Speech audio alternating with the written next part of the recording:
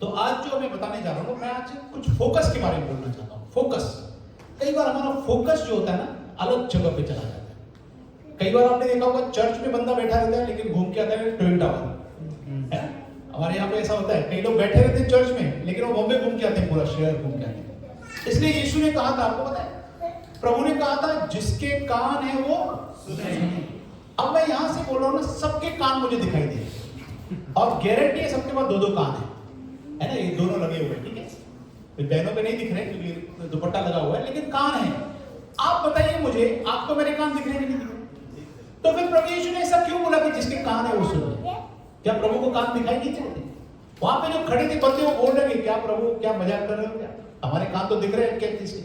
उनका मतलब ये था जिसका ध्यान है वो सुन ले, है ना। कई बार हमारा ध्यान नहीं होता, मतलब भाई साहब ध्यान नहीं करता, फिर से बता रहा, तो ध्यान होना बहुत जरूरी है। और फोकस के बगैर हम कभी भी, मैं चाहूंगा वचन पढ़ेंगे, अगर कोई भाई जोरदार से पढ़ेंगे, एक्सोडस निर्गमन की किताब, उत्पत्ति की बात, उसका 15-26, 15 अध्याय उसका 26 पंजाबी पढ़ो, हिंदी है तो ज्यादा अच्छा, हिंदी है किसी और जी 15 हाँ हिंदी मैं भी समझ पाऊंगा, पंजाबी तो है 15-26 कि अगर तू दिल लगाकर खुदावंद अपने खुदा की बात सुने और वही काम करे जो उसकी नजर में भला है और उसके हुक्मों को माने और उसके आयन पर अमल करे, तो मैं उन बीमारियों में से जो मैंने मिस्रियों पर भेजी तुझ पर कोई ना भेजूंगा, क्योंकि मैं खुदावंद तेरा शाफी हूं। Praise the Lord. यहाँ पे प्रॉमिस है, पता है, ये ऐसा वचन है जो कैंसर को भी ठीक कर देता है, क्योंकि यहोवा राफा चंगा करने वाला खुदा है। और यहाँ पर एक चीज जो कही जाती है, देखिए मैं बहुत साल पहले जब प्रभु में पढ़ रहा था ना, तो मुझे एक वचन मिला था 15:7, आप पढ़ने की जरूरत नहीं, मैं बता रहा हूँ, यूहन्ना का 15:7 में लिखा हुआ है, वो फ्रूट चैप्टर है पूरा, उसमें लिखा हुआ है तो जो चाहो मांगो तुम्हारे लिए हो जाएगा। ये बी पार्ट है, एक पार्ट में बाद में बोलूंगा, सस्पेंस बाद में खोलता हूँ मैं, क्योंकि बाइबल कई बार उल्टा पढ़ोगे तो खोपड़ी खुलती है, क्योंकि हमारी खोपड़ी कैसे सीधी है, डिसेंटिना कैसी होती है ऐसे, तो डिसेंटिना जब तक हम खोपड़ी को उल्टा नहीं करेंगे ना तब तक वो समझ में नहीं आएगी। मेरा एक उल्टा खोपड़ी का मैसेज है, वो YouTube पर है मेरा, सर आप जरूर देखें। उस सीडी की लॉन्च भी हमारे भाई जॉनी लीवर ने किया था, एक बड़ा प्रोग्राम रखा था हमने, उसमें जॉनी लीवर साहब ने कहा था, और उल्टी खोपड़ी का उसमें मैंने बहुत क्लियर किया कि उल्टी खोपड़ी का मतलब क्या है। तो मैंने जब पढ़ा उसको तो उसमें लिखा हुआ था कि जो चाहो मांगो तुम्हारे लिए हो जाएगा। मैंने बोला प्रभु तो फंस गए, अब सिंधी से पाला पड़ा। प्रभु तो सिंधियों का सिंधी है, lord of lords, God of gods है प्रभु का। उसने बोला बेटा तू अगर सिंधी है तो मैं तेरा बाप है। उसने बोला एक पार्ट तूने पढ़ाई नहीं ध्यान से, उसमें लिखा हुआ है यदि तुम मुझ में और मेरी बातें तुम में बनी रहे तो जो चाहो मांगो तुम्हारे लिए हो जाएगा। मैंने बी पार्ट पढ़ के खुश हो गया, मैं बोला फिर तो मर्सिडीज मांगेंगे, ऑडी गाड़ी मांगेंगे तो देना ही पड़ेगा, क्योंकि यीशु का वचन कहता है धरती आसमान टल जाएगा लेकिन उसका वचन कभी टलता नहीं। हालेलुया। पता है मैंने कुछ साल पहले मैंने क्या बोलते हैं, एक गाड़ी ली थी, मैंने मारुति की गाड़ी ली थी, 6 लाख रुपए की गाड़ी ली थी, और मैं नई गाड़ी ली थी। हमारा थर्ड फ्लोर पे मेरा फ्लैट है, अपार्टमेंट से 2 डबल, तो वहां से मैं 6-7 बार तो गाड़ी देखने जा रहा था, बड़ी बड़ी विंडो से, मतलब कोई स्क्रैच तो नहीं मारा, नया गाड़ी रहता ना, शौक रहता देखने का। मैं सोच रहा था, प्रभु ने बोला तू 6 लाख की गाड़ी को दे रहा है, अगर मर्सिडीज होगी तो क्या करेगा? सोचिए मर्सिडीज लेता तो क्या करता सिस्टर, गाड़ी में ही सोता। घरवाली को मतलब टिफिन इधर ही भेज दे, गाड़ी में बचाऊंगा गाड़ी को, है ना। हम वही गाड़ी 5-7 साल के बाद में हम कबाड़ में बेचने वाले हैं, स्क्रैप में बेचना है, लेकिन 5 साल पहले जब नहीं होती तो कितना प्यार करते हैं उस गाड़ी से, है ना। कितने लफड़े हो जाते, थोड़ा सा स्क्रैच होता है, यहाँ तो फिर भी डिसेंसी ज्यादा है, इंडिया में तो मारना चालू कर देते कुछ गाड़ी को, कोई ठोक दिया, यहाँ पे फिर भी नॉर्मल है, चलो केस होगा, पुलिस बुला लो, ठीक है, नॉर्मल बात करते हैं, ज्यादातर ऐसे है मलेशिया में, मारामारी नहीं होती ज्यादा। इंडिया में तो आपको पता ही है, थोड़ा टच हुआ दे दनादन चालू हो जाता है। तो फोकस जो है, आज हम एक चीज का मैं बताना चाहता हूं कि इस वचन में जो वादा किया कि चंगाई का वादा, उसका मतलब क्या है। उसमें हमारी हिंदी में अच्छा लिखा है यदि तू वचन को तन मन से सुने, वेरी इंपॉर्टेंट, तन और मन से। और मैं सिंधी होने के नाते इसमें एक और वर्जन ऐड किया, तन मन की बात क्या होता है, कॉमन धन। Yes pastor, very good. तन मन धन से सुने, क्योंकि बहुत लोग धन नहीं देना चाहते प्रभु को, प्रभु को बोलते प्रभु तन मेरा तेरा है, धन तेरा मन भी मेरा है, लेकिन धन तू क्या करेगा? धन मैं ही संभालता हूं। अगर धन भी हम प्रभु के हाथ में देंगे तो वो बहुत अच्छे से संभालता है। हम कभी बैंकरप्ट नहीं होंगे अगर हमारा मैनेजमेंट, फाइनेंस मैनेजमेंट अगर खुदा के साथ है ना, खुदा के हिसाब से, तो कभी हम लोग बैंकरप्ट नहीं होंगे, हम बढ़ते जाएंगे। हालेलुया। मैंने अपने जीवन में देखा है, अगर जो बंदा यीशु के कारण, यीशु मसीह के लिए करता है ना, वो कभी खाली नहीं रहेगा, क्योंकि इसका चार्टर्ड अकाउंटेंसी सिस्टम है जो प्रभु का, क्योंकि प्रभु भी चार्टर्ड अकाउंटेंट है बेस्ट, और शैतान भी चार्टर्ड अकाउंटेंट, क्योंकि शैतान ने सारी चीजें सीखी हुई है खुदा से, लेकिन वो उल्टा करता है, उसके खिलाफ करता है। लेकिन खुदा सब कुछ करता है। बाइबल कहती है जो छितरा देते हैं ना यीशु के कारण, वो जब भी डब्बा देखते हैं डब्बा भरा हुआ निकलता है। Whenever you throw money for Jesus, आप कभी भी डब्बा खाली नहीं मिलेगा। और उल्टा लिखा है जो जमा करते रहते हैं ना खाली, वो डब्बा देखते हैं डब्बा उनका खाली रहता है। ये कैसा अकाउंटेंसी है मुझे आज तक समझ में नहीं आया, लेकिन ऐसा होता है। आप करें। देखो 3 वचन लिखे हुए हैं देने के विषय में, मैं बता देता हूं। मत्ती 7:7 में लिखा हुआ है, मांगो तो तुम्हें दिया जाएगा, ढूंढो तो तुम पाओगे, खटखटा तुम्हारे लिए खोला जाएगा। इसी मत्ती के 6:32 में लिखा हुआ है, तुम्हारा खुदा मांगने से पहले तुम्हें जानता है कि तुम्हें सब चीजें चाहिए, इसलिए स्वर्गीय राज्य की खोज कर बाकी सब वस्तुएं मिल जाएगी। Right sir. तीसरा वचन पहला यूहन्ना 5:14-15 में लिखा हुआ है कि यदि हम उसकी इच्छा से मांगते हैं तो हमारी सुनता है, और जब हम मांगते हैं वो सुनता है, तो हमारे हमने जो मांगा वो मिल गया। लेकिन एक वचन बहुत शॉकिंग है, पता है? वो पढ़ेंगे जरा हिंदी में से, याकूब की 4:3। इसमें तीनों में वादा था कि मिलेगा मिलेगा मिलेगा, लेकिन इसमें लिखा हुआ नहीं मिलेगा। याकूब 4:3 में लिखा हुआ नहीं मिलेगा तुम्हें। क्यों नहीं मिलता? उसका जवाब लिखा हुआ है, तुम मांगते हो और पाते नहीं, इसलिए बुरी नीयत से मांगते हो ताकि अपनी ऐशो-इशरत में खर्च करो। Praise the Lord. देखो कितना शॉकिंग और वार्निंग है। तुम मांगते हो तुम्हें मिलता नहीं। 3 जगह खुदा कहता है मिलेगा तुम्हें, मांगो दिया जाएगा, लेकिन यहां कहता है तुम मांगते हो तुम्हें नहीं मिलता, क्योंकि गलत इच्छा से मांगते। इसका मतलब अगर हम सही इच्छा से मांगे क्यों नहीं मिलेगा? हम सही इच्छा से मांगे और खुदा की मर्जी के लिए मांगे, खुदा की सेवा के लिए मांगे। हम हेल्प करने में नंबर 1 है। मैं आपको बता रहा हूं, जब यीशु के कारण अगर हम 2 रिंगिट भी किसी को देते हैं, मैं चैलेंज करता हूं, यीशु हिसाब में लिखता है। वो तो पानी के गिलास का हिसाब रखता है, 2 रिंगिट कैसे भूल जाएगा? हालेलुया। तो खुदा के लिए हम करें, चर्च के लिए करें, खादमों के लिए करें। मैं अपने लिए नहीं बोल रहा हूं, लेकिन मैं आपको बोला जो खादम प्रभु की सेवा में लगे हुए दिन रात, उनकी हमें बहुत अच्छे से ध्यान रखना चाहिए, क्योंकि अगर खादम की तरफ से हमें मिलेगा ना तो बहुत आशीष मिलेगी। लेकिन कई बार क्या ना, हम खादम को भी, खुदा की खादमों को भी हम शरीर में देख लेते हैं, तो वहां पे ठोकर लग जाए। हालेलुया। जैसे यीशु के लिए ठोकर खाई उन्होंने। एक वचन में लिखा हुआ है, लूका 4 में लिखा हुआ है, आपको पता ही होगा, जब यीशु मसीह एक मंदिर में गया और उसको वचन दिया गया पढ़ने के लिए, यशायाह की किताब, तब उन्होंने पढ़ा और कहा कि खुदा का रूह मुझ पर है, इसलिए उसने मुझे भेजा है कि मैं गरीबों को सुसमाचार सुनाऊं, है ना, उनको तसल्ली दूं। फिर जब वो किताब बंद करके बैठ गए तो लिखा है सबकी नजर उसके ऊपर थी, सबकी नजर उसके ऊपर थी, फोकस यीशु के ऊपर था। अब फोकस यीशु के पास, थोड़ी देर के बाद में उनका फोकस हट गया और उन्होंने बोला, अरे यार ये तो वही बड़ई है जो मेरे घर में कुर्सी बना के गया। एक कल मेरी टेबल टूट गई थी ना, उसको मैंने बुलाया था, 2 हथौड़ी मार के ठीक करके गया। मतलब they saw Jesus as a human being in body, वो सुपरनैचुरल खुदा है। इसलिए वहां पर एक गड़बड़ हुई। पढ़ेंगे जरा, इसका मरकुस का पढ़ेंगे और क्लैरिफिकेशन है। मरकुस 6 का 1 से पढ़ेंगे। Mark 6:1 onwards.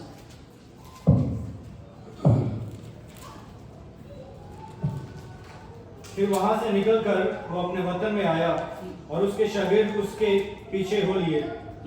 जब सबत का दिन आया तो वो इबादत खाना में तालीम देने लगा और बहुत से लोग सुनकर हैरान हुए और कहने लगे कि ये बातें इसमें कहां से आ गई और ये क्या हिकमत है जो इसे बख्शी गई और कैसे मोज़े इसके हाथ से जाहिर होते हैं। ठीक है, तारीफ कर रहे हैं, अच्छा, फोकस अच्छा है। अभी देखो क्या हो रहा है, फोकस हट रहा है। पढ़ेंगे। क्या ये वही बढ़ई नहीं जो मरियम का बेटा और याकूब और यूसुफ और यहूदा और शमौन का भाई है? और क्या इसकी बहनें यहाँ हमारे यहाँ नहीं? ओके, यहाँ पे उन्होंने शरीर में देखा, यार ये बड़ा ही नहीं है, इसकी बहनें भाई हमारे साथ खेलते हैं, बचपन से हम लोग क्रिकेट खेले साथ में। अब इनको छोटा समझ गया, अब उस हुआ क्या उसके बाद, छोटा समझने के बाद। पढ़ेंगे आगे, कंटिन्यू। बस उन्होंने उसके सबब से ठोकर खाई। ये सबब से आज कई लोग, आज बहुत जगहों पे ऐसा है कि जितने भी आप देखेंगे, सच्चाई बता रहा हूं मैं आपको, इससे आपको अलर्ट होना है, सभी मसीहों को, हम सब खादिमों को भी। मोस्टली क्या हो रहा है ना, जितने भी अच्छे प्रभु के सेवक हैं, उनकी छोटी सी एक गलती, दो गलती पकड़ के पूरा फैलाया जाता है। और अच्छी बातें नहीं लिखते। आज मैं अगर शर्ट पहन के आऊं, बहुत अच्छी शर्ट है ना, थैंक यू, लेकिन अगर इसमें थोड़ा सा दाग लगा रहेगा ना, तो सबका ध्यान दाग पे जाएगा, नई शर्ट में नहीं जाएगा। 99% लोग बोलेंगे सर आपकी शर्ट खराब हो गई। एक बंदा होगा जो बोलेगा सर आपने शर्ट अच्छी पहनी लेकिन थोड़ी सी खराब है, तो बनाओ देना। आज अगर एक किसी की गलत चीज का हमारे पास वीडियो आता है तो हम लोग 100 लोगों को फॉरवर्ड करते हैं, लेकिन अगर किसी का अच्छा आएगा ना, एल्बम आएगा, तो हम 10 लोगों को फॉरवर्ड करते हैं। टाइम नहीं होता हमारे पास। ये इंसान की फितरत है, लेकिन हमें इस फितरत को चेंज करना है। ये पुराना नेचर है, आदम का नेचर, अब हम यीशु के अंदर है, तो हमें उल्टा करके दिखाना है कि हमें उनकी अच्छाई देखनी है, क्योंकि खराबी तो सब में मिलेगी आपको, कोई भी बंदा परफेक्ट नहीं, बाइबल बताता है। कहीं ना कहीं थोड़ी कमजोरी हम सब में रहेगी। कोई फुल सूट पहनता है, सबने फुल सूट पहना, मैंने नॉर्मल शर्ट पहना। अब किसी को शर्ट अच्छी लगेगी, किसी को सूट अच्छा लगेगा, लेकिन दोनों सही है। इंडिया में कई लोग सिर्फ सफेद ड्रेस पहन के प्रचार करते हैं। इंडिया में साउथ के अंदर कम से कम 2000-3000 चर्चेस हैं जिनके पास्टर का रूल है कि मूंछ नहीं रखना। हाँ सर, ऐसा है, मूंछ नहीं रखना। अगर मूंछ रखनी तो फिर दाढ़ी भी रखना। अगर दाढ़ी रख रहे तो मूंछ के साथ रखना, नहीं तो मूंछ भी नहीं रखना। जो मूंछ रखना, अच्छा कई लोग बोलते हैं सफेद कपड़े पहने, भाई काला क्यों नहीं पहने? बोले ये काला कलर शैतान का कलर है। तो मैंने उनसे पूछा, सर पे तो पूरा काला, पूरा शैतान बैठा ही हुआ सर। लोग तो कलर करते हैं काला, डाई करते हैं, सब लोग बाल सफेद होते हैं, काला करते हैं, तो फिर क्या शैतान का कलर करते हैं? ये सब बनाई हुई बातें हैं। कई लोग बोलते हैं सोना नहीं पहनना, जबकि खुदा ने खुद इजराइली मिस्रियों को कहा था तुम मेरे लोगों को सोना दे दो। उनका रीजन ये कि उन्होंने जो हारून साहब ने बछड़ा बना दिया था बड़ा, उसके लिए सोना नहीं देना, सोना नहीं पहनना चाहिए। अरे भाई, सोना तो खुदा चाहता है कि उसके बच्चे पहने, लेकिन उसे घमंड नहीं आना चाहिए। और क्या घमंड सिर्फ अमीरों को होता है? घमंड तो गरीबों को भी देखा है। मैं एक बार कार पार्क कर रहा था, मैं किसी रेस्टोरेंट में गया था वाइफ के साथ, तो वहां का सिक्योरिटी गार्ड मुझे कार पार्किंग लगा, तो इसमें में एक भिखारी आ गया मेरे विंडशीट पे, तो मैं ड्राइविंग पीछे ही लगा रहा था, रिवर्स ले रहा था, तो उससे सिक्योरिटी वाले ने उसको थोड़ा हटाया, थोड़ा हट गया, पैर पे टायर नहीं चढ़ गया। वो बंदा भिखारी, वो भिखारी उससे सिक्योरिटी वाले को इतना गुस्से से देख रहा था, एक दो मुंह से गाली भी निकाली। सोचो भिखारी आदमी इतना घमंड। वहां पे बैग उठाने वाले ट्रेन के कूली लोग भी ना, ट्रेन के कूली लोग भी है ना, वो भी इतना घमंड करते हैं, पता है क्या नहीं उठाना तुम्हारा सामान, क्या करोगे? और ऐसे ऐसे रिच लोग हैं जिनकी पूरी इंडियन सेंटर मॉल है ना, इतने बड़े मॉल वाले भी लोग मैंने देखा, नम्र लोग, बड़े बॉस होकर भी आपको उठ के कुर्सी पे बोले बैठिए सुनाइए, ऐसे नम्र लोग हैं जिनको हजारों करोड़ रुपए। तो ये जज नहीं कर सकते कि अमीर आदमी को गुस्सा घमंड होगा, गरीब को नहीं होगा। घमंड किसको भी हो सकता है, अच्छे सब भी हो सकते हैं, गरीब भी अच्छे हो सकते हैं, छापर भी अच्छे हो सकते हैं। तो हमें घमंड नहीं होना चाहिए, चाहे कितना भी खुदावंद हमें बढ़ाते जाए ना, हमें किसी चीज का घमंड नहीं होना चाहिए। हमारा फोकस यीशु की ओर होना चाहिए। अब यहाँ पर एक गड़बड़ हुई, आगे पढ़िए सर। फोकस जब हट गया, जब उन्होंने देखा यीशु को शरीर में, मार्कुस का, यीशु ने उनसे कहा, नबी अपने वतन और अपने रिश्तेदारों और अपने घर के सिवा और कहीं बेइज्जत नहीं होता। हाँ, ओके, और वो कोई मौजज़ा वहां ना दिखा सका ना। हाँ, ये बहुत इंपॉर्टेंट चीज है। ये वचन पूरी बाइबल में एक वचन है, अनोखा वचन है, क्योंकि बाइबल भरी हुई है यीशु के चमत्कारों से, राइट? लेकिन यहाँ क्या लिखा हुआ है? यीशु वहां कोई चमत्कार नहीं कर सका, नहीं दिखा सका मींस ही कुडंट। वो चाहता था मैं चमत्कार करूं, ऐसा कर रहा था, चमत्कार नहीं हो रहा, ये कर रहा था, चमत्कार नहीं हो रहा, ये कर रहा है, चमत्कार नहीं हो रहा। क्यों? क्योंकि आगे लिखा हुआ रीजन क्या था? सिर्फ थोड़े से बीमारों पर हाथ रखकर उन्हें अच्छा कर दिया। आगे, लेकिन आगे क्या हुआ? और उसने उनकी बेइत्तेफाकी से ताज्जुब किया। हिंदी में लिखा हुआ उनके अविश्वास के कारण उसको यीशु को बहुत अजब लग रहा था, इनका अविश्वास। क्योंकि बाइबल में यीशु ने बार-बार कहा तेरे विश्वास ने तुझे चंगा किया, जा तेरे विश्वास ने तुझे चंगा किया। यहाँ पे अगर हम किसी खादम को, अगर हम प्रभु यीशु को भी अगर देखते हैं ना कि ये बता आते कि दुनिया में बहुत सारे लोग हैं जिनको बाइबल पता है, जो मसीह नहीं है, गैर मसीह लोग भी बहुत बाइबल स्टडी करते पता है, लेकिन वो यीशु की गलतियां निकालने के लिए करते हैं। यहाँ पे तो मलेशियन बहुत है, आपको पता ही है मैं किसके लिए बोल रहा हूँ। तो वो लोग निकालते हैं इसलिए कि हम यीशु की गलतियां निकालें, बाइबल से गलतियां निकालें। मैं एक बार सिंगापुर में मैंने एक सेमिनार अटेंड किया था, उसमें उन्होंने कहा, एक यहूदी ने किताब लिखी है, उसने लिखा हुआ 10 मिस्टेक ऑफ गॉड ऑलमाइटी। एक बुक लिख डाला उसने, बोला गॉड ऑलमाइटी की 10 बड़ी मिस्टेक्स। अब सोचो वो बंदा मिस्टेक कर रहा है, वो मिस्टेक निकाल रहा है, खुदा की मिस्टेक सबकी निकाल सकते हैं। इतना खूबसूरत बिल्डिंग है, अगर आप मुझे चाहो तो मैं 10 मिस्टेक निकाल सकता हूं, मैं क्या 100 निकाल सकता हूं अगर निकालने चाहो। आज शादी में जाते हैं लोग, अच्छे से अच्छा खाना करते हैं, सब करते हैं, लेकिन जिसको वो आदत होगी ना, वो बोलेगा यार गुलाब जामुन थोड़ा खट्टा था, तो मजा नहीं आया यार, चावल में तेल ज्यादा था, सब्जी में तेल ज्यादा था, तो उसको निंदा करनी है। इसलिए हम ऐसे लोगों पर फोकस न करें जो हमें डिस्करेज करते हैं। आज हमें क्या करना है? एक दूसरे को एनकरेज करना है। एनकरेजमेंट की बहुत जरूरत है। अगर कोई बंदा अच्छा करता है, उसको आपको जाके आगे बोलना है, ब्रदर वेरी गुड वर्शिप, आप प्रभु और आशीष करें, इनको उत्साह बढ़ जाए। Pastor don't worry, we are with you, don't worry, आप आगे बढ़ो। पास्टर को जोश आएगा। पास्टर को कुछ नहीं किया आपसे, एक हौसला बुलंदी चाहिए। हालेलुया, है ना पास्टर? हौसला चाहिए। आज डिस्करेज करने वाले बहुत हैं। सिस्टर लोगों को, सिस्टर आपके बच्चे बहुत आशीषित रहे, आप बहुत अच्छा वचन सुनती है, वचन लिखती हैं, एनकरेज करना है। आज एनकरेजमेंट नहीं है, लोगों के पास टाइम नहीं एनकरेज करने के लिए। इसके लिए हमारा फोकस किस पर होना चाहिए? यीशु के कामों के ऊपर होना चाहिए। फोकस। एक और मैसेज देखते हैं, फोकस कहां पे? एक बार पत्रस से फोकस किया 14:26 पर, 14:28 मत्ती का, मत्ती 14:28। हम यीशु को और खादमों को शरीर में न देखें, क्योंकि जब हम यहां पर होते हैं तो आप यकीन करेंगे, एक मिनट बाद में पढ़ते हैं, यकीन करेंगे मेरे घर में मेरे पूरी फैमिली विश्वासी, 31 लोग, मैंने लास्ट टाइम बताया था, 31 मेंबर्स, ऑल आर बिलीवर्स। मेरे ससुराल में आधे लोग विश्वासी हैं। मेरी सासू माँ मुझे पास्टर जी बोलती है, मेरी मम्मी मुझे पास्टर जी बोलती है, जबकि मेरी मम्मी ने मुझे बचपन में बहुत मारा, मैं बहुत नॉटी था, मेरे को पलंग से बांध देती थी, मैं भाग जाता था, तब भी छुड़ा के भाग जाता था। आज वो मुझे पास्टर कहते, क्यों? दे नो, अगर वो भी चाहते तो मुझे शरीर में समझते, यार ये तो मेरा बच्चा है, इसने तो बहुत मार खाई है, ये क्या मुझे भाषण दे रहा है पास्टर से। लेकिन अब उसको मालूम है कि ये भले शरीर में मेरा बेटा है, लेकिन प्रभु ने इसको पास्टर बनाया। सो ऑनर यू पास्टर। पास्टर घर में हस्बैंड वाइफ हो सकते हैं, लेकिन कलीसिया में पास्टर है, एक ऑनर है, एक आदर है, खादम है। और खुदा के खादम को जैसा हम उसकी वैल्यू रखेंगे, खुदा हमें उतनी बरकत देगा। देखा ना, प्रॉफिट को अगर प्रॉफिट की वैल्यू देंगे तो खुदा प्रॉफिट जैसा हमें ब्लेसिंग देगा, पास्टर की देंगे तो पास्टर जैसा ब्लेसिंग मिलेगा। हालेलुया। एक और देखेंगे पत्रस भाई साहब का फोकस कैसे आएगा। पत्रस ने उससे कहा, पत्रस ने 27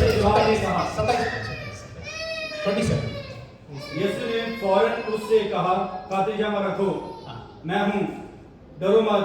पतरस ने उससे जवाब में कहा, ऐ खुदावन, अगर तू है तो मुझे हुक्म दे कि मैं पानी पर चलकर तेरे पास आऊं। हाँ, आपको पता है ना, जब यीशु मसीह झील पे चल रहे थे, तब चेहरे डर गए, बोले भूत है। तब यीशु ने बोला, डोंट वरी, डरो मत, मैं हूं, भूत नहीं हूं। तो पतरस ने कहा, पतरस बहुत एक्साइटेड था, पतरस ने बोला, अगर गुरु तू है तो मुझे आवाज दे, मैं पानी पर चलूं। ऐसा बोला उसे ना, मैं I want to walk on the water. प्रभु यीशु ने कहा, आ, पढ़िए। उसने कहा, आ। ओके, आगे क्या हुआ? पतरस कश्ती से उतरकर यीशु के पास जाने के लिए पानी पर चलने लगा। देखो बाइबल नोट करा दिए, पतरस यीशु की बात सुनकर पानी पर चलने लगा। ठीक है, किसको देख रहा था वो? यीशु को देख रहा था, उसके वचन को सुना, आगे बढ़ रहा है। लेकिन एक प्रॉब्लम हुई, फोकस इसका हट गया।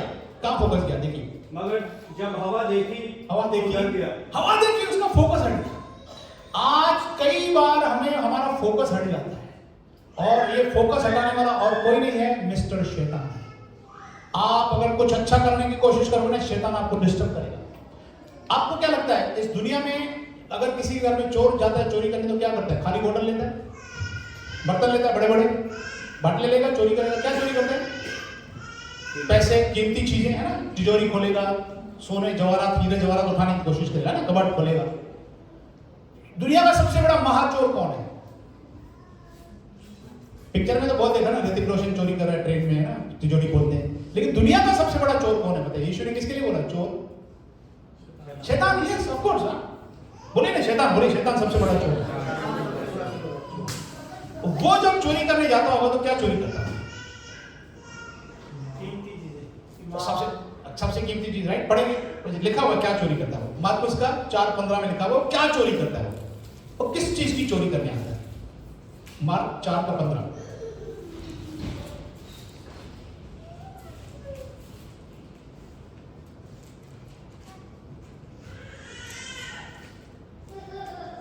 जो राह के किनारे हैं, जहाँ कलाम बोया जाता है, ये वो है कि जब उन्होंने सुना तो शैतान फिर आकर उस कलाम को जो उनमें बोया गया था उठा ले जाता है।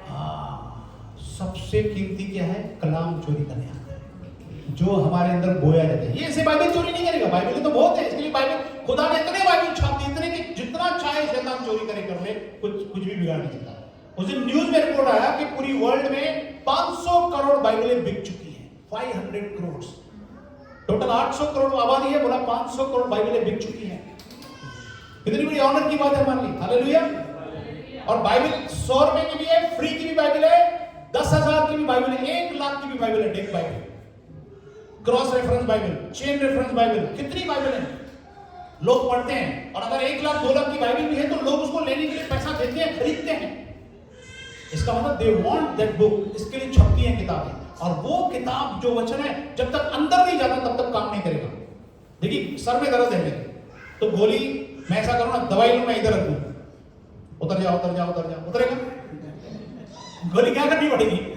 अंदर लेनी पड़ेगी। वैसे ही वचन, कई लोग तकिए के नीचे बाइबल रखते हैं, शैतान नहीं आएगा। अरे शैतान कैसे नहीं आएगा? कई लोग दरवाजे इधर उधर सब जगह रखते हैं, अच्छे समा और रखो, अच्छा है, ऑनर करो, लेकिन ये वचन कहां जाना चाहिए? अंदर। बोलिए अंदर जाना चाहिए। अंदर जाएगा तब ये कमाल दिखाता है। और आज की तारीख में शैतान इतना स्मार्ट है, कई लोगों का फोकस हटा दिया। कई लोग चर्चिस के अंदर सिर्फ फोकस ही दूसरी बातों पर है, निंदा की बात पर है, किसी की गलती की बात पर है। कोई बोलते हैं मैं ये चर्च नहीं जाता, 4-5 चर्च छोड़ दिया, उसके बाद कई लोगों ने चर्च जाना ही बंद कर दिया।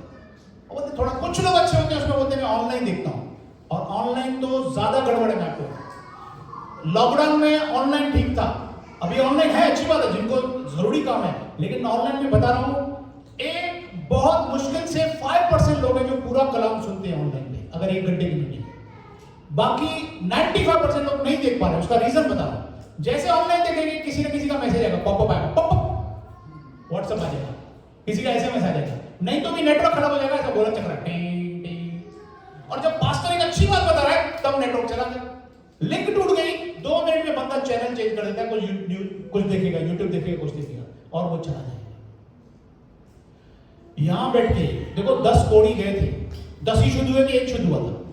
10 ही शुद्ध हुए थे, वापस कितने आए? 1। आप और मैं उनमें एक में से हैं।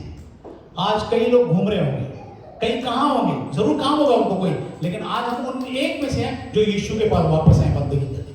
हमें, मैं आपको एनकरेज करना चाहता हूं कि जो आपने चिन्ह लिया है, देखिए मरियम बैठी थी, वचन सुन रही थी, मार्था पकौड़े बना रही थी, लेकिन यीशु ने क्या बोला? हे मार्था तू बड़ी चिंता करती है, लेकिन जो भाग मरियम ने चुना है ना, उसे कोई छीन नहीं सकता। ये जो हमने भाग चुना ना, आज उसकी खुदा की बंदगी के लिए बैठे हैं, हमने जो 1-2 घंटा देते हैं ना, ये कभी मिस नहीं होने दो, चाहे दुनिया इधर की उधर हो जाए। डॉक्टर पॉल यंगविचु हैं, उनके घर में ऐसा गवाही सुना है मैंने, उनके घर में अगर प्राइम मिनिस्टर का भी फोन आएगा ना, उसकी वाइफ बोलती है I am sorry sir, he will call you after 1 hour, because वो हाई कमांड से बात कर रहे हैं। तुम्हारे से भी हाई कमांड कौन है? वो प्राइम मिनिस्टर सोच रहे हैं मेरे से ज्यादा कौन हाई कमांड है भाई इस दुनिया में? तो हाई कमांड हमारा खुदा है। हमारा फोकस जो है ना, खुदा के ऊपर होना चाहिए। पहला स्थान, फर्स्ट प्रायोरिटी उसको देंगे ना, खुदा हमारी हर चीज को पूरी करने की, बरकत देने की ताकत रखता है। हमारा फोकस यीशु के ऊपर होना चाहिए। कई बार आज शैतान डिस्ट्रैक्ट कर रहा है, हमारा फोकस गड़बड़ों पे जा रहा है, कई गलत चीजों पे जा रहा है, कईयों की गलतियों पे जा रहा है, छोटी सी गलतियां बड़ी दिख रही है। हमें गलतियों को इग्नोर करना है, क्योंकि खुदा ने हमें कितना कचरे में देखकर हमें वॉश किया। अगर बाइबल में यशायाह में लिखा हुआ है, खुदा अगर हमारी गलतियों के हिसाब से न्याय करता तो हम कहां होते पता भी नहीं, हम तो नाश हो जाते। जब खुदा ने हमें माफ कर दिया तो हम कौन होते हैं किसी का न्याय करने वाले? आज कई लोग होते हैं। एक बार एक सिस्टर का पता चला, एक सिस्टर ने स्टेटमेंट दिया, बोला अगर वो आती है ना चर्च में तो मैं चर्च में नहीं आऊंगी। तो मैंने बोला वो अगर स्वर्ग चली गई तो यीशु को बोलोगे कि ये स्वर्ग आती तो मैं नहीं आऊंगी? बोल के देखा, ऐसे बोल सकते हैं स्वर्ग में नहीं आऊंगी, स्वर्ग के सिवा और है इधर कोई जाएगा तरफ। इसलिए भाई हमको तो एडजस्ट करना ही पड़ेगा, एडजस्ट करना है किसी को। नहीं भी समझ में आता है जय मसीह की रिपोर्ट, बाकी नहीं, लेकिन कलीसिया, मैं तो ये भी बोलता हूँ ऑनलाइन में, अपनी चर्च में बोलता हूँ, पर किसी कारण से कभी खुदा ना खास्ता ऐसा रीजन आ जाए कि चर्च छोड़ने की नौबत आ जाए ना, चर्च छोड़ देना भले, लेकिन यीशु को नहीं छोड़ना, वो बहुत इंपॉर्टेंट है। चर्च भी नहीं छोड़ना, क्योंकि एक चर्च छूटने के बाद दूसरी चर्च में बहुत मुश्किल होता है सेट होना, बहुत डिफिकल्ट है। लोग मजाक समझ के बैठे हो, लेकिन नहीं होता है, मैंने देखा हुआ। मुझे लोग आते, मैंने काउंसलिंग देता हूं लोगों को, बहुत सेट मुश्किल होता है। इसलिए चाहे कुछ भी हो जाए, कलीसिया नहीं छोड़ना चाहिए, सेटल कर लो। किसी के साथ कोई प्रॉब्लम है, बैठ के बात कर लो, पास्टर को बीच में बैठा के बात कर लो, प्यार से बात कर लो, मिठाई देके एक दूसरे से मिठाई खा के बात करो और खत्म करो मसला। हालेलुया। ताकि हम लोग ये टेंशन में नहीं पाल लें, ये छोटी छोटी टेंशन हमारे टाइम को वेस्ट करती है, ये छोटी छोटी बातें हमारे टाइम को खराब करेंगी, हमारे फोकस को हटा देंगी। लेकिन हमारा फोकस खुदा की बंदगी पर होना चाहिए, क्योंकि खुदा ने आपके लिए बहुत कुछ रखा है। आप आपके लिए बहुत कुछ रखा है, आपके लिए बहुत ब्लेसिंग रखी है, आपके लिए बहुत सेवा रखी है। ये कुर्सियां कब भरेंगी, ये चर्च कभी फुल होगा जब ये आप सेवा करोगे, जब आपकी गवाही खड़ी होगी। खुदा चाहता है मैं अपने लोगों को भरूं। आज अनबिलीवर लोगों के पास 1-1 करोड़ 2-2 करोड़ की गाड़ी है, तो विश्वासियों के पास क्यों नहीं हो सकती? हो सकती है।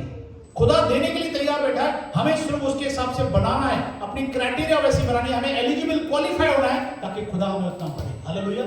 और भरता है। ऐसे लोग भी हैं मसीहों में, जानता हूं, जिनको अपने फ्लाइट्स हैं, एरोप्लेन है अपने, अगर उनके पास है तो क्यों खुदा हमको नहीं देगा? हमें खुदा देगा जरूर अगर हम खुदा के ऊपर फोकस रखें, क्योंकि हमारा खुदा सब कुछ देने वाला है। यही पतरस का एक और फोकस हुआ, मैं बता रहा हूं। मत्ती 16 अध्याय में एक बार यीशु बैठे थे, उन्होंने बोला ये लोग मुझे क्या कहते हैं? उन्होंने बोला कोई यशायाह कहता है, कोई यिर्मयाह कहता है, कोई नबी कहता है। यीशु को ये बात हजम नहीं है। ऐसा किया होगा, मैं इमेजिन करता हूं। यीशु बोला अच्छा तुम लोग क्या कहते हो, चलो तुम बोलो, उनकी छोड़ दो, तुम बोलो क्या बोलते हैं, इमेजिन करना बाइबल पढ़ना। तो पतरस महाशय वो तो बहुत ज्यादा एक्साइटेड होता था, आप परमेश्वर के पुत्र मसीह हैं। तब यीशु ने कहा हे पतरस योना के पुत्र, ये बात तुम्हारे ऊपर मांस और लहू ने नहीं, लेकिन मेरे खुदा मेरे पिता ने तुझको प्रकट किया। हालेलुया। और तू पत्थर है, इस चट्टान में मैं कलीसिया बनाऊंगा। कलीसिया पतरस पे नहीं बनी हुई है, कलीसिया यीशु पर बनी हुई है। पतरस पे तो आज भी हिलती रहती। पतरस, कई लोग ऐसे समझते हैं पतरस, no it is not Peter, Peter is a Petros. Petros मतलब पत्थर, पत्थर चट्टान से निकलता है, और चट्टान यीशु मसीह है। ये लिखा हुआ है मत्ती 7:24 में लिखा हुआ है, जो बुद्धिमान है वो अपना घर कहां में बनाता है? चट्टान पे बनाता है। और पहला कुरिन्थियों 10:3 में लिखा हुआ है, मूसा के साथ साथ जो चट्टान चलती थी वो चट्टान मसीह था। ऐसा लिखा है क्लियर, वो चट्टान मसीह है। ये कलीसिया जो चर्च है वो यीशु मसीह पर बनी हुई है। हालेलुया। यही पतरस थोड़ी देर के बाद फोकस हट गया। यीशु ने बोला लोग मुझे मारेंगे, अधर्मियों के हाथ में दे देंगे, मैं मर जाऊंगा, फिर तीसरे दिन उठूंगा। पतरस को घोष आ गया, तलवार निकाली। ए प्रभु खुदा न करे ऐसा कभी नहीं होगा। प्रभु ने क्या बोला? हाँ, ए शैतान तुम मुझसे दूर हो जा, तुम खुदा की नहीं अपनी बुद्धि चला रहा है। विदिन 5-10 मिनट उसका फोकस हट गया। हमारा फोकस हटना नहीं चाहिए, हमारा फोकस यीशु पर होना चाहिए। हालेलुया। क्योंकि यीशु ही सब कुछ है, यीशु ही देने वाला है। और अगर हम फोकस यीशु पर रखेंगे तो वो कभी आपको निराश नहीं करेगा, मैं आपको गारंटी देता हूं। लेकिन आप अपने फोकस को ध्यान रखें। फोकस कैसे? माइंड सेट करें। मैं आपको बता रहा हूं कैसे माइंड सेट करें। आपके घर में जो आप जाओगे ना, मैं भविष्यवाणी करता हूं, लेकिन भविष्यवाणी नहीं, तुक्का है। आपके घर में, सबके घर में एक क्लॉक बंद है, एक क्लॉक बंद पड़ा हुआ है, कोई ना कोई रूम का क्लॉक बंद है, और डेफिनेटली होगा किसी की बैटरी खलास हो गई होगी, है ना? राइट है कि नहीं? आप बोलोगे यार पास्टर तो बहुत बड़ा भविष्य। आप क्या करते हो? बैटरी डालोगे, जाके बैटरी डालोगे, बैटरी डाल के उसको छोड़ दोगे ऐसे, उसमें तो सुबह के 4:30 बज रहे, क्या करोगे आप? यस, टाइम सेट करो। वैसे ही हमारा माइंड सेट करना है। माइंड सेट ऐसा करना है कि मैं जब चर्च आऊंगा तो मैं क्या करूंगा ना, मैं अपने मोबाइल को पहले बंद करूंगा। हालेलुया। आओ उनका चलने दो। मैं अपने मोबाइल को क्या करूंगा? बंद करूंगा। मैं पूरा ध्यान यीशु पर करूंगा और कोशिश करूंगा। हमारे यहाँ तो हॉल में बीच में एक रास्ता है आने का, गेट के बाकी पीछे भी, तो जितने हमारी टीम में आगे हैं, जो बहनें यहाँ बैठते हैं, लोग जमीन पे बैठते हैं नीचे, बाद में पीछे कुर्सियां थोड़ी सी, तो जितने आगे जो 8-10 रो है ना इधर भी, वो इतने एक्सपर्ट हो गए वचन में। अगर मैं एक वचन बोलूंगा ना, आधा वो पूरा कर दे। हालेलुया। मैं सिर्फ टिक बोलता हूँ, वो वचन खोलते हैं। मैं बोलता हूँ कभी कभी मुझे वचन रेफरेंस नहीं होता, मुझे बाहर याद है बहुत सारे वचन, लेकिन मैं उनको बोलता हूँ ये वचन निकाला बेटा कहाँ है, 1 मिनट के अंदर वो वचन निकाल देते हैं। क्यों? क्योंकि वो आगे बैठे ना, उनका फोकस फुल रहता है। वो लोग सोच गए, जैसे हम लोग स्कूल में जाते थे ना, टीचर को बोलते थे टीचर मेरे बेटे को ना पहली बेंच में बैठा, ताकि उसका फोकस रहे। तो हम भी पूरा फोकस, फर्स्ट प्रायोरिटी वचन पर दे। जैसे हम पैसे पे कैसा ध्यान जाता है, कोई आप जा रहे हैं बस में जा रहे हैं, कोई सिस्टर दूसरे से बात करिए, वो पता है मलाबार गोल्ड वाले के पास में ना स्कीम आई है, 1 तोले पे 1 तोला फ्री। आपका गाने से जाते सीधा ध्यान उधर, कान इधर है लेकिन ध्यान उधर रहेगा आपका, क्योंकि माल की बात हो रही है। वैसे ही ये जो वचन है ना, ये माल से भी ज्यादा कीमती है। हमारा ध्यान कहां पर होना चाहिए? वचन पर होना चाहिए। वचन अंदर जाएगा, हमें वो सिखाएगा, बदलेगा, आशीष करेगा, और हमें फोकस जब होगा तो सब कुछ चंगाई, आशीष, बरकत सब हमारे पास आएगा। आमीन। तो खुदा आपको बहुत बहुत बरकत दे, आशीष करे। तो मिलेंगे।